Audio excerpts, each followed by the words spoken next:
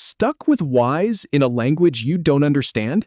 In 60 seconds, I'll show you exactly how to switch it to your preferred language.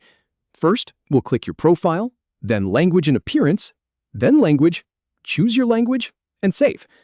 So let's jump right in. If you're staring at a Wise interface that looks completely foreign to you, I know the feeling. It's frustrating not being able to find the most basic settings. But after walking through this process a few times, I can tell you it's actually pretty straightforward once you know where everything is hiding. All right, let's start with that very first step. Go ahead and look to the top right corner of your screen. You'll see a little icon there. It's your profile picture or maybe just a silhouette of a person. Click on that. This opens up a drop-down menu, and this is where all your account-level settings live. Don't worry if the menu is in a language you don't recognize, because you'll be changing that in just a moment. Now, from that drop-down menu, you want to find and click on the option that says Language and Appearance. It's usually near the bottom of the list. And I should mention, the icon next to it looks like a little globe or a world symbol, which is a pretty good clue that you're in the right spot. Go ahead and click that. And here's the really important part. You'll now see a section that's labeled Appearance, and right underneath that, there's a specific option that just says Language. Click on that. This is where the magic happens.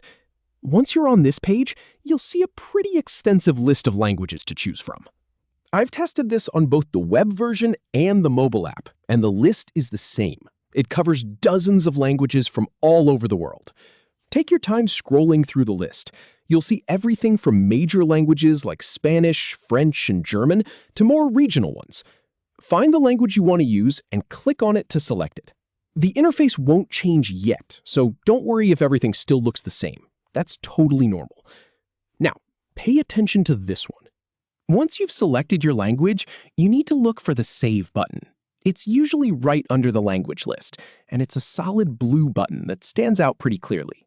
Click on that Save button, and Wise will apply your change.